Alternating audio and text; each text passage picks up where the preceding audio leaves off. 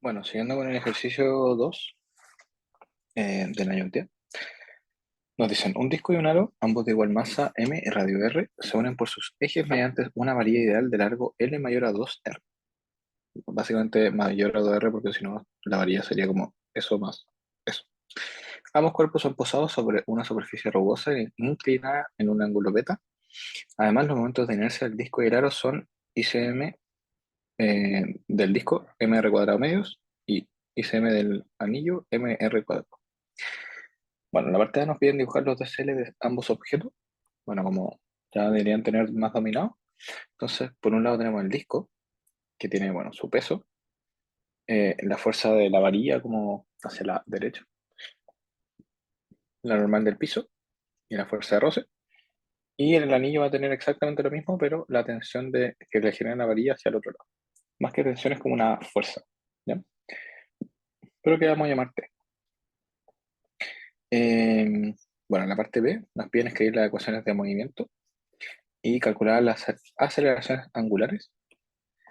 Bueno, por un lado tenemos la del disco, entonces vamos a subir los ejes como Y y X. Por lo tanto, vamos a tener T positivo más mgc9 beta, ¿cierto? Que sería la componente de aquí, menos la fuerza de roce, ¿cierto? Que apunta hacia el otro lado, igual a m por la aceleración del disco, que va hacia acá. En I tenemos, bueno, la normal y la componente en I del peso. Y esto igual a cero. En el anillo tenemos exactamente lo mismo, a diferencia de la fuerza T, que va a ser negativa. Ya todo el resto sigue igual. Bueno, para resolver y encontrar la aceleración angular, que es lo que nos piden, ¿qué tenemos que hacer? Bueno, como bien decía el enunciado, la superficie es rugosa, por lo tanto se nos cumple la condición de robura perfecta. Por lo tanto, por un lado, tenemos que, por el lado del disco, que su radio por su aceleración angular va a ser igual a la aceleración del centro, menos, ¿cierto? Mismo caso para el izquierdo, o sea, para en el caso del anillo. R alfa es igual a, ¿ya? Bueno, R, este R y este R son iguales. Por lo tanto, si este R lo expresamos, o sea, lo despejamos, y lo mismo hacemos con el otro, podemos igualar esos dos despejes, ¿cierto? Haciendo esto, podemos llegar a estas relaciones de acá. Es decir, que el alfa de el anillo y el disco son iguales, al igual que las aceleraciones, ¿ya? Eso nos va a ayudar bastante en lo que viene después del problema. Bueno, igual todavía no hemos terminado con la parte B. Recordando de nuevo, nos piden la aceleración angular, es decir, estas de acá. Por lo tanto, hay que empezar a encontrarlas. ¿Cómo lo hacemos? Bueno, primero que nada, como bien les he estado enseñando, hay que tener igual ecuaciones e incógnitas, ¿cierto? Por lo tanto, acá nos pasa que tenemos varias incógnitas, pero pocas ecuaciones, por lo tanto hay que buscar un poco más de ecuaciones, ¿ya? En ese caso, eh, podemos encontrar la del torque del disco, que si el disco es este de aquí, ¿qué fuerza nos entrega torque? Únicamente la fuerza de roce, ¿cierto? Porque todas las otras o salen del centro del punto de giro o apuntan hacia él. Por lo tanto, aquí estamos. Nos queda que menos R en radio por la fuerza de roce, ¿cierto? Negativo eh, como ya debería saber, la mano derecha, o en el sentido antihorario, perdón, horario, va a ser igual al momento de inercia por el alfa, ¿ya? Podemos reescribir la fuerza de roce como lo que está aquí. ¿Cómo encontramos eso? Gracias a la ecuación de acá, ¿ya? Básicamente despejamos la fuerza de roce. Instauramos la ecuación, igualamos al momento de inercia por su aceleración, y bueno, obviamente reemplazamos la inercia por el valor que nos van a enunciar. ¿Qué tenemos que despejar acá? El alfa. Por lo tanto, lo dejamos solo, empezamos a despejar y llegamos a esta ecuación, ¿ya? El único problema de esta ecuación es que tenemos t aquí, y t es un valor desconocido todavía. Por lo tanto, no estamos listos. Hacemos exactamente el mismo procedimiento para el alfa respectivo del anillo. ¿ya? Sacamos la ecuación de torque, despejamos, o sea, despejamos FR de la ecuación en X del anillo y despejamos el alfa, ¿ya? Llegamos a esto. Nuevamente, no está terminado porque no conocemos T, ¿ya? Eh, bueno, eh, todavía no hemos, entre comillas, no hemos terminado la parte B, pero si se fijan en la parte C, nos piden la fuerza que realiza la varilla sobre cada cuerpo, que equivaldría a la fuerza T que es de nuestro problema. Por lo tanto, vamos a ir con la parte C y cuando encontremos T, vas a aparecer sola la parte B resuelta, ¿ya? Entonces, como en la parte anterior encontramos que las aceleraciones angulares son iguales, podemos igualarlas. Por lo tanto, tenemos por un lado la que nos dio para el anillo y la que nos dio para el disco. La igualamos y podemos despejar T, ¿cierto? Porque es el único componente desconocido en las dos ecuaciones. Con esto llegamos a que T es menos mg c9 beta partido en 7. Por lo tanto, ya podemos meter ese valor aquí y aquí para poder como encontrar el valor como de puros componentes conocidos de cada alfa, ¿ya? Aquí encontramos el alfa D. Bueno, el alfa A no lo puse, pero lo ponemos.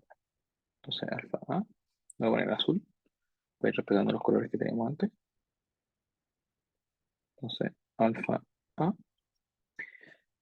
va a ser, eh, bueno, T menos MGC9 beta, que T es MGC9 beta negativo, menos 7, por lo tanto, menos 6, no, eh, menos 8, perdón. Entonces, menos 8 MGC9 beta dividido en 7 por 2, 14, 14 ml. ¿Bien? Bueno, eso con la parte C. Y finalmente la parte D nos piden calcular las fuerzas de roce que actúan sobre cada objeto. Por lo tanto, hay que despejar FR. ¿Ya? ¿De dónde sale FR? Bueno, subiendo un poquito, lo tenemos aquí. Por lo tanto, ya conocemos T, MGC9 beta es conocido, FR es lo que nos piden, y AD, entre comillas, no lo hemos encontrado, pero sí lo tenemos, ya que gracias a la condición de rodadura que tenemos aquí, conocemos R y también conocemos D, por lo tanto, AD también lo conocemos, pero hay que despejarlo. Entonces ponemos aquí el R, perdón, ponemos menos R por alfa D para poder despejar alfa D y llegamos que perdón, a la aceleración del disco es 4 séptimos GC9. Entonces ahora sí lo reemplazamos en la ecuación 1 que les decía y aquí. Y llegamos a que la fuerza de roce es 2 séptimos mgc9. Exactamente el mismo procedimiento podemos hacer para el anillo, pero si se fijan sale más rápido porque acuérdense que habíamos dicho que alfa D es igual a alfa perdón, la aceleración del disco es igual a la aceleración del anillo. Por lo tanto, si ya encontramos la aceleración del disco, 4 séptimos GC9 beta, va a ser la misma. Por lo tanto, podemos llegar y reemplazar al tiro aquí. Y bueno, usted ya lo conocemos. Por lo tanto, la fuerza de roce, bueno, coincidentemente, no, no es la misma. Bueno, 4 séptimos mg0 beta. ¿Ya? Eso es con el ejercicio 2. Eh, bueno, en ejercicio 3, este ya es distinto como en contenido, porque ya pasamos de rotación y traslación a momento angular. Y bueno, nos dicen que tenemos una varilla muy delgada de masa m, largo L, y momento de inercia con respecto a su centro, ml cuadrado partido 2. Aquí me quedo mal el formato, pero se entiende. Este se encuentra sobre una superficie horizontal sin roce. La varilla puede girar libremente con respecto a un punto P que se encuentra en una distancia D de su extremo. Bueno, aquí el dibujo lo dice casi todo. Una bala de masa m que viaja con velocidad v paralela a la superficie horizontal y en un ángulo θ con respecto al perpendicular de la varilla. Bueno, básicamente esto. Nos dicen que impacta a una distancia A del borde, está aquí, quedando pegadas en ese punto. La suma que D es igual a igual a L cuartos. Y que M es igual a M grande sextos. Bueno, la parte A nos pide encontrar el momento de inercia del sistema con respecto al punto P. Entonces, bueno, aquí tenemos un pequeño dibujito de nuevo. Entonces, ¿cómo encontramos el momento de inercia? Bueno, como ya lo hemos visto antes, tenemos que considerar el momento de inercia de cada componente. En este caso, la barra sería uno y la bala otro. Primero, el de la barra. Sabemos que tenemos que desplazar el momento de inercia que conocemos que es el del centro al punto de giro. Por lo tanto, de aquí hasta acá. Entonces, ¿cómo lo hacemos? Con este. Entonces, tenemos un momento de inercia del centro masa y le sumamos su masa más la distancia a mover al cuadrado, que sería L cuartos, está aquí, al cuadrado.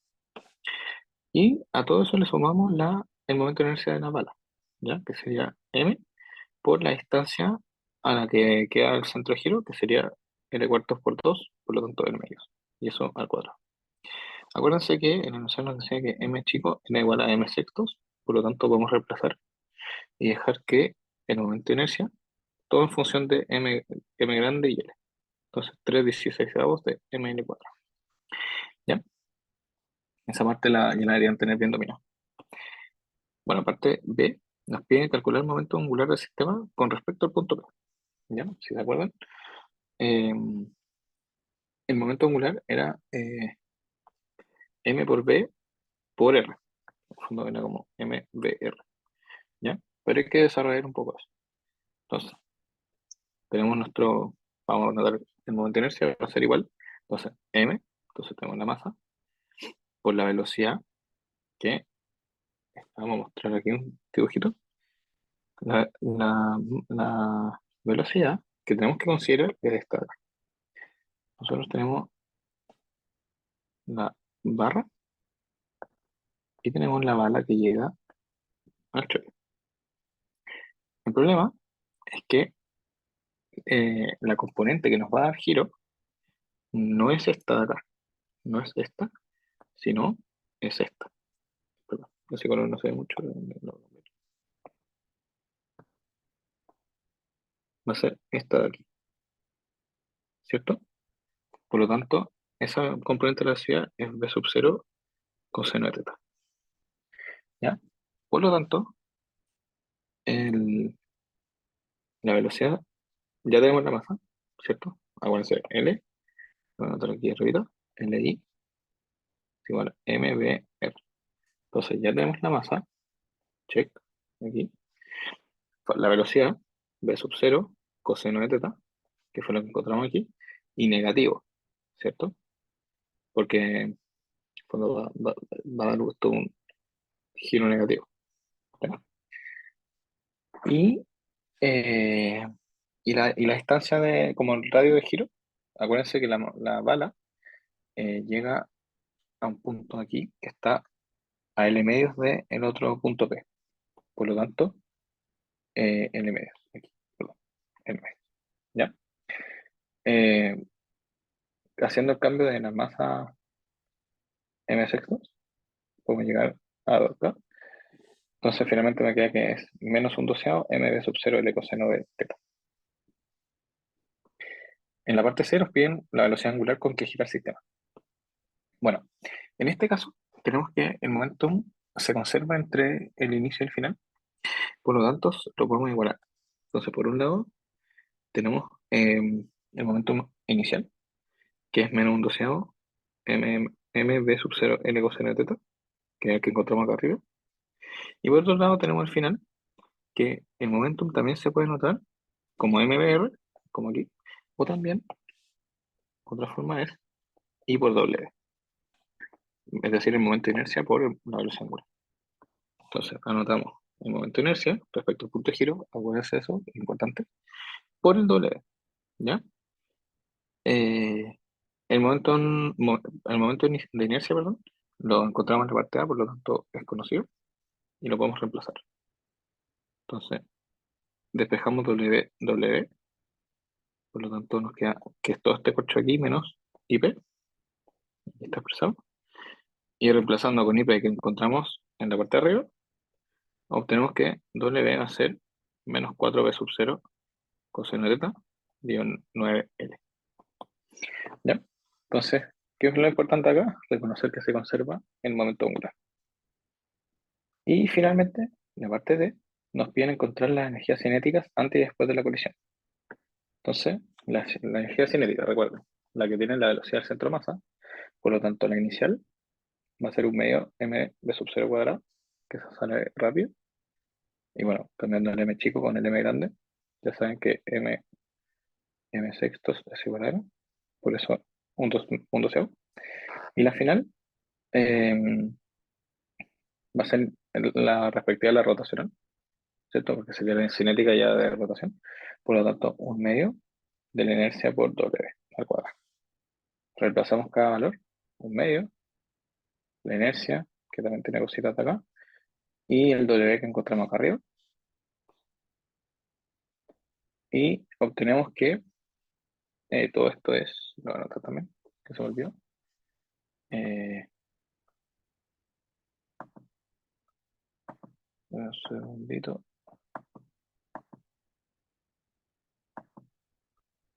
Va a ser, voy a bajar esto un poco.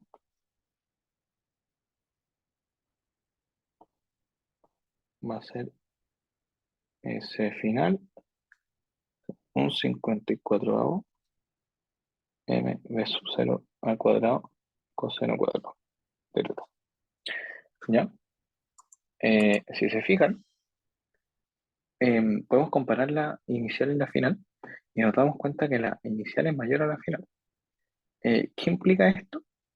Implica que eh, por el efecto de la colección de la bala se perdió energía. ¿Ya? Eso igual es importante, no lo pedí el enunciado, pero igual es importante que lo sepan, porque se los puede preguntar en la prueba o bueno, en verdad lo suelen preguntar, así que es bueno que lo sepan. ¿Ya? Bueno, esos fueron los tres ejercicios. Cualquier cosa me pueden mandar un mail y la pauta va a quedar.